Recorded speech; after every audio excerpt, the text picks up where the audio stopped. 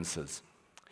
So if we in that kind of space, I want to just end off with a glimpse of the future. So most of, like I said, the customers you're focusing now are the millennials that are going there, but that you need to sort out, but you need to keep an eye on Generation Z. Like I said, I've been studying these guys for 4 years before they started coming of age, and they are really, really different. The first digital natives of our generation, they know no world without smartphones, Google, internet. So if you are a parent of Gen Zs, or if you teach them, I always say to you, sorry for you, but you are no longer the font of wisdom.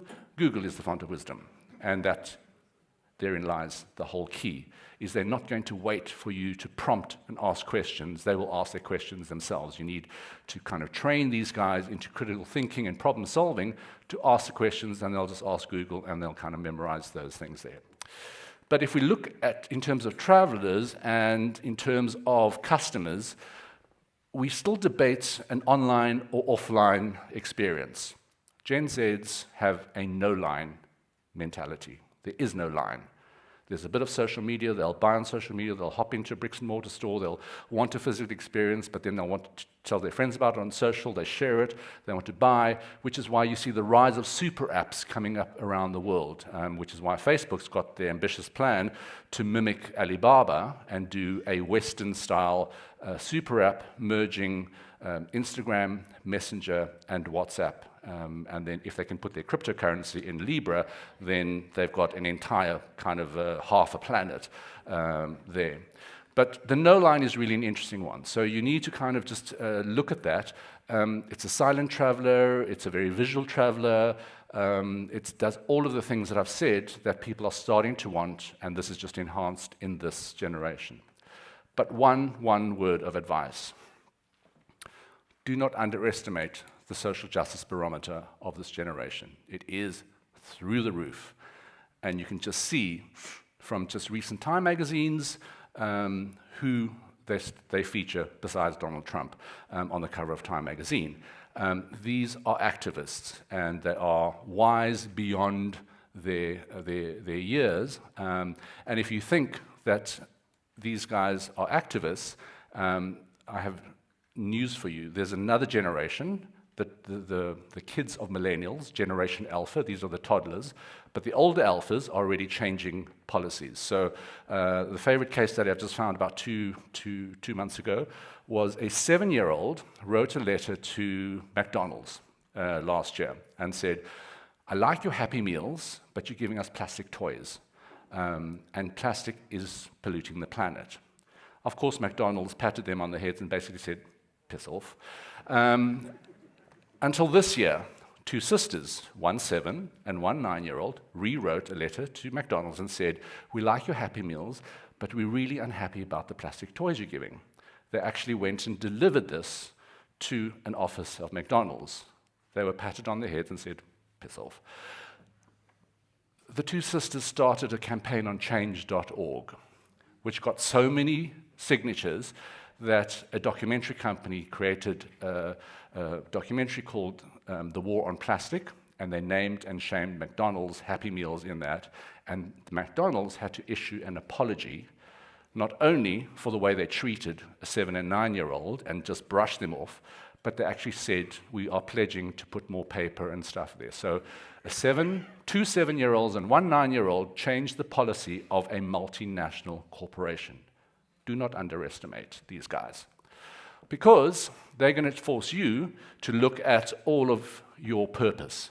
What is that purpose? So the rise of volunteerism, the rise of over-tourism, the sustainability, all of those kind of things are now starting to be benchmarked. Do I want to visit that place if they don't mirror my value systems? No. Will I buy that brand because they're not sustainable, they're not transparent? No. And then, in terms of employers, will they come and work for you? Sure as hell not, if you don't do that. So you really, really got to kind of up the game. And this is what a lot of things you started to see, specifically this year during Gay Pride Month in June. These were hotels, and I just chose one on the one side. That was a Hilton group. The other one was a hotel in New Orleans. They did special promotions specifically for June, month of June, Gay Pride Month, and I like the rainbow cake that they also made for their guests as well. Coming up, which is quite a big blimp on the radar, is over-tourism. So that goes hand in hand with your purpose and looking at sustainability and what is going to be a way of doing conscious tourism to look at tackling all of those things. And we've just seen it. So Greta Thunberg, big story, refused to fly. The UN wanted her. They went there to just create a lot of things. And again, with Greta Thunberg, at 16 years old, which other 16-year-old do you know that managed to rally 16 million people around the world to strive for climate change? So there's just this thing coming underground. So I want to just end off with reframing different opportunities. So I know there's going to be a lot of nudge, nudge, wink, wink, but I've been talking about this for a long time, which is the green rush, the marijuana economy. So when it first started rearing its head in America and the different states started to legalize it, I read a fascinating article about looking at the entire supply chain of this new economy. So here, we're kind of in the transition zone. It's okay for personal use, except here we've got a 60 million facility in the winelands to look at the medicinal properties of it. The House of Hemp, just outside of Johannesburg, is the first company to be granted a commercial growing license for hemp, which is where CBD oil extracts come from. So we need to kind of separate, or maybe not, the THC and the CBD components. But if you look at the entire value chain, if you're an investor, there's opportunity. If you are a product developer, there's huge opportunities. So Snoop Lion and Whoopi Goldberg, a lot of celebrities own their own brands. If you are an old user, you're a new user because now suddenly it's legalized. If you're not a user, you're a new customer because it's also medicinal, or you may be a new user. There's edibles, there's a whole lot of things. But what I like about it is that there's tourism and services. So my favorite one is your liquid chef bar is so 2014 because now at weddings you can get a toke bar. So the little byline is you may now toke with the bride.